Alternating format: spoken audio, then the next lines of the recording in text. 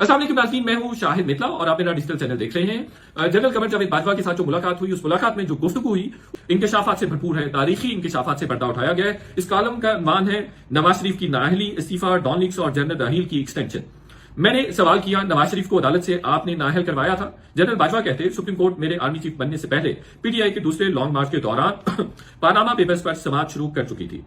आप supreme court के, फिर उन्होंने मुझे कहा, आप सुप्रीम कोर्ट के जजेस को क्या समझते हैं और पाकिस्तान आर्मी को क्या समझते हैं? हम यानी फौज हर चीज पर असरअंदाज नहीं हो सकते। सुप्रीम कोर्ट के जज खुद भी बहुत कुछ कर रहे होते हैं। मैंने सुप्रीम कोर्ट तक रसाई नहीं की थी। जनरल बाजवा कहते हैं, मैंने सुप्रीम कोर्ट तक रसाई नहीं की थी। जनरल फैज ने की हो तो कुछ नहीं कह सकते, कुछ नहीं कह सकता। मैंने पूछा, जनरल फैज ये काम खुद से कर सकते थे? जनरल बाजवा कहते, जब आप किसी से 8 काम करवा रहे हो तो वो 10 कर ले तो आप इसे पूछ नहीं सकते। वैसे भी पूरी दुनिया में होता है कि इंटेलिजेंस एजेंसियां बहुत से काम अपनी मर्जी से भी कर रही होती हैं। मैंने फिर सवाल किया, आपने नवाज शरीफ को नाअहल करवाया था? जनरल बाजवा ने कहा, नहीं, ये सुप्रीम कोर्ट के 5 जजेस का अपना फैसला था। जब जजेस कहें तो आप क्या कर सकते हैं? जस्टिस खोसा का शरीफ फैमिली से जाती इनाद भी था। शहबाज शरीफ ने 90 की दहाई में जस्टिस खोसा की बहन को तलाक भी दी थी। मुझे नवाज शरीफ ने आर्मी चीफ बनाया था तो मैं कैसे उनको नाअहल करवा सकता था? इसके अलावा भी नवाज शरीफ हमेशा मेरे साथ बहुत अच्छे और बहुत डिसेंट थे। फौज का नवाज शरीफ की नाअहली में कोई लेना देना नहीं। सुप्रीम कोर्ट ने फौज के जिम्मे सबूत लाने का टास्क लगाया था। सबूत फौज ने मुहैया कर दिए थे। एतराफ किया कि फौज ने सबूत दिए थे। जनरल आसिम मुनीर के अरब ममालिक में अच्छे ताल्लुकात थे। मैंने उनको यूएई भेजा था और वो इकामा लेकर आए थे। मैंने पूछा, यूएई नवाज शरीफ से यमन जंग में साथ ना देने की वजह से नाराज था और इसीलिए उन्होंने नवाज शरीफ का इकामा दिया? जनरल बाजवा कहते, नहीं, ऐसी बात नहीं है, बस इकामा मिल गया। जब अदालत में पानामा केस चल रहा था तो शाहिद खाकान अब्बासी मेरे पास आए और मुझे दामने को ले गए। वहां हम 3 घंटे बैठे रहे। उन्होंने कहा, आप पानामा केस में नवाज शरीफ की मदद करें। मैंने कहा, उनकी ज्यादा मदद नहीं कर सकता क्योंकि उन्होंने खुद काफी गलतियां की हैं। नवाज शरीफ ने पानामा में कई गलतियां की थी। उन्हें सिर्फ ये कहना चाहिए था कि फ्लैट मेरे वालिद ने खरीदे और बच्चों को दे दिए तो इन पर सबूतों का बोझ ना आता, कतरी खत भी ना लाना पड़ता। मुझे किसी दोस्त ने बहरहाल बताया था कि मियां शरीफ ने डेवो से $5 मिलियन रिश्वत ली थी, $3 मिलियन के फ्लैट खरीदे और $2 मिलियन जहाज के लिए या किसी फलाही ट्रस्ट को दिए थे। मैंने इस शख्स को कहा था, अच्छा, मियां शरीफ नेकी का काम भी करते थे। जनरल बाजवा ने हंसते हुए कहा। चौधरी निसार ने भी नवाज शरीफ को मना किया था कि जेआईटी के लिए सुप्रीम कोर्ट को खत ना लिखें। फिर चौधरी निसार ने आईएसआई और एमआई के अफसरान जेआईटी में शामिल ना करने का भी कहा, लेकिन नवाज शरीफ ये बात भी नहीं माने। मैंने भी 4-5 बंदों को पैगाम दिया कि नवाज शरीफ को कहें कि जेआईटी में फौज के अफसरों को शामिल करने की मुखालफत करें, लेकिन नवाज शरीफ बहुत पुरएतमाद थे, वो नहीं माने। नवाज शरीफ को यकीन था कि उनके पास दस्तावेजात पूरी हैं। ये अपनी ईमानदारी पर फौज का ठप्पा भी लगवाना चाहते थे, लेकिन मसला ये था कि नवाज शरीफ बरी हो जाते तो सारा मलबा फौज पर गिरता। सुप्रीम कोर्ट ने जेआईटी बनाने का फैसला किया तो मैंने डीजी आईएसआई को बुलाया और कहा कि हमें इस मामले से निकलना है। तो उन्होंने कहा, ये सुप्रीम कोर्ट का हुक्म है, हम कैसे निकल सकते हैं? मैंने अपने बेटे बैरिस्टर साद से सुप्रीम कोर्ट के नाम खत भी लिखवा लिया। साद बाजवा अंग्रेजी बहुत अच्छी लिखते हैं। मैंने खत लिखकर माजरत करने का मामला कोर कमांडर कॉन्फ्रेंस में रखा तो उन्होंने कहा कि हम मतहत इदारा है, खत नहीं लिख सकते, चुनाचे खत नहीं भेजा गया। मैंने कहा, फिर नाअहली कैसे हुई? मैंने सवाल किया। सुप्रीम कोर्ट में इंसाफी जज हैं क्या?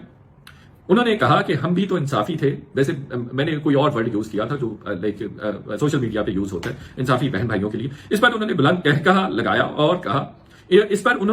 कहकहा लगाया कि हम जनरल्स भी पहले इंसाफी थे जो इमरान खान के इश्क में गिरफ्तार थे। हम समझते थे कि नई पार्टी है, नए चेहरे हैं, बेहतरी लाएंगे, लेकिन हम गलत साबित हुए। बहरहाल 3 वजूहात की बिना पर मुझ पर नून लीग के दौर में दबाव था। जनरल बाजवा कहते हैं 3 वजूहात थी जिनकी वजह से मुझ पर दबाव था और ये उनकी बात जेन्युइन लगती है। नून लीग की हुकूमत आई तो इसने मुशर्रफ पर आर्टिकल 6 लगा दिया, पहली वजह। फिर पानामा पेपर्स आ गए, मीडिया में हर तरफ वजीर आजम चोर है की गर्दान होना शुरू हो गई, दूसरी रीजन।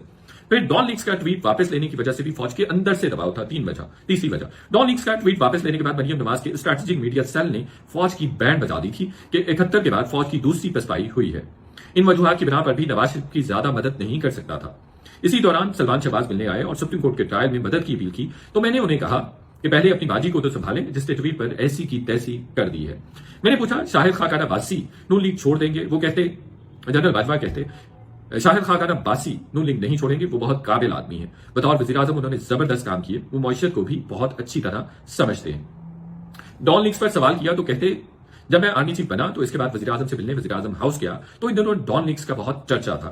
नून लीग ने इक़्तिदार में आकर सबसे बड़ी गलती जनरल मुशर्रफ पर आर्टिकल 6 लगाकर की थी। सियासी जमातों को एक बात समझ नहीं आती कि आर्मी चीफ की बहुत अहमियत होती है और फौज अपने साबिका आर्मी चीफ पर कभी समझौता नहीं करती। जब जनरल मुशर्रफ पर आर्टिकल 6 लगा तो फौज नवाज शरीफ के खिलाफ हो गई और फिर फौज ने मुशर्रफ को बचा भी लिया। मुशर्रफ कभी अदालत के रास्ते से गायब होते और कभी कहीं से और फिर अस्पताल पहुंच गए। जनरल बाजवा ने मुझसे सवाल किया कि आपको मालूम है कि डॉन लीग्स क्या थी? मैंने कहा जी हां, चूंकि मैंने डॉन लीग्स इंक्वायरी कमेटी की जो रिपोर्ट थी वो पब्लिश की थी, उस पर भी खैर एजेंसियों की तरफ से मुझे प्रोब भी किया गया, मुसलसल प्रेशराइज भी किया गया। खैर वो मेरे करियर की बड़ी स्टोरीज में से थी और एक बड़ा स्कूप था। मैंने जो जनरल कमर जावेद बाजवा को जवाब दिया वो ये था कि जी हां, डॉन लीग्स इंक्वायरी कमेटी की रिपोर्ट की स्टोरी मैंने ARY न्यूज पर ब्रेक की थी, जो मेरे करियर की बड़ी स्टोरीज में से एक है। मैंने फिर कहा कि सीरियल अलमीडा ने 6 अक्टूबर 2016 को नेशनल सिक्योरिटी कमेटी के हवाले से खबर दी थी कि शहबाज शरीफ ने DG ISI रिजवान अख्तर से कहा है कि हम जो भी तलअदम तंजीमों के दहशतगर्द पकड़ते हैं उनको ISI छुड़ाकर ले जाती है। फिर एजाज चौधरी ने कहा था कि दुनिया हमें दहशतगर्दों के खिलाफ एक्शन लेने का कह रही है, अगर ऐसा नहीं करेंगे तो हमें मुकम्मल सिफारती अलहदगी भुगतना पड़ेगी। ये मैंने उनके सवाल का जवाब दिया जब उन्होंने मुझसे सवाल किया। जनरल बाजवा ने कहा कि एजाज चौधरी बिल्कुल ठीक कह रहे थे, यही हमने फेटअप में भुगता भी था। अब मेरी जनरल बाजवा कहते हैं अब मेरी साइड की स्टोरी सुने। जब मैं आर्मी चीफ बना तो वज़ीर आज़म नवाज शरीफ से मुलाकात के लिए गया तो चौधरी निसार कहने लगे कि हमें डॉन लीग्स को मंतकी अंजाम तक पहुंचाना है, मतलब इंक्वायरी को मुकम्मल करके खत्म करना है, मतलब नून लीग के हक में खत्म करना है। मैंने कहा ठीक है। फिर कुछ अर्से के बाद चौधरी निसार के हल्के में कोई तकरीब थी, मैं भी गया तो चौधरी निसार ने फिर वही बात की कि हमें डॉन लीग्स इंक्वायरी को खत्म करना है। इसके बाद मैंने DG ISI general Naveed Mukhtar को अपने पास बुला लिया और पूछा कि डॉन लीग्स इंक्वायरी का क्या बना, क्या कुछ मिला? नवीद मुख्तार कहने लगे कि कुछ सबूत मिले हैं। उनकी गुफ्तगू कोट हो रही।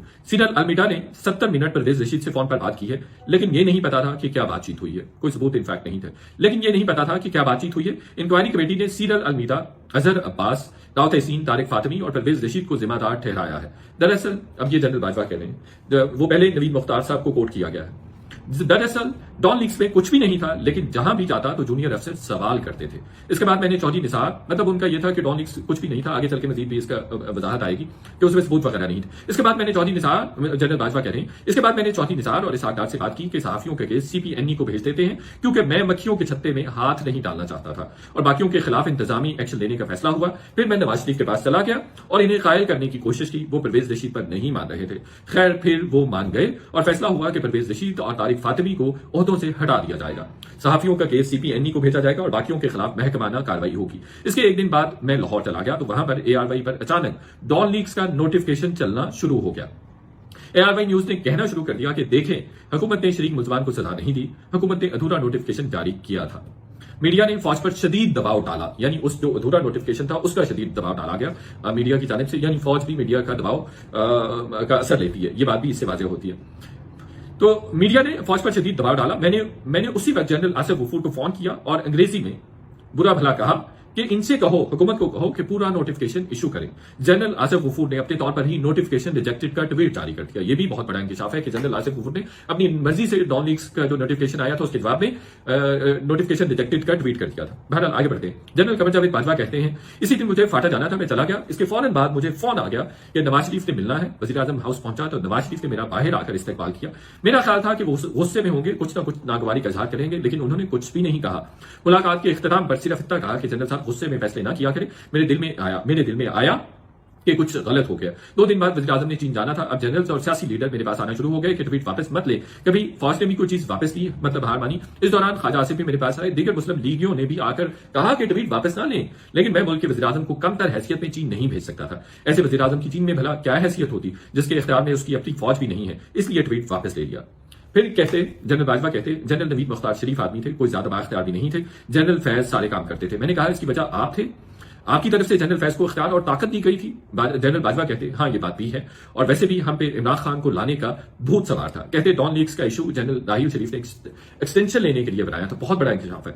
डॉन लीग्स का इशू जनरल राहील शरीफ ने एक्सटेंशन लेने के लिए बनाया था, इसमें कुछ भी नहीं था। नवाज शरीफ से जब डॉन लीग्स पर बात हुई तो उन्होंने बताया कि जनरल कमर जावेद बाजवा कह रहे हैं कि जो उनकी नवाज शरीफ के साथ कम्युनिकेशन हुई, तो नवाज शरीफ ने उन्हें बताया कि जनरल राहील और जनरल रिजवान अख्तर जब भी मुलाकात के लिए आते थे, यानी नवाज शरीफ के पास आते थे, तो जनरल राहील शरीफ की एक्सटेंशन की बात करते थे। General Rizwan Akhtar general Rizwan Akhtar general Raheel के सामने नवाज शरीफ को कहते हैं कि जनरल राहील को 3 साल की एक्सटेंशन दे दें, लेकिन राहील शरीफ के बाद वो नवाज शरीफ को कहते हैं कि सिर्फ 1 साल की एक्सटेंशन दें, क्योंकि 1 साल की एक्सटेंशन के बाद जनरल रिजवान अख्तर का अपना नंबर आना था। फौज में भी अच्छी खासी सियासत होती है।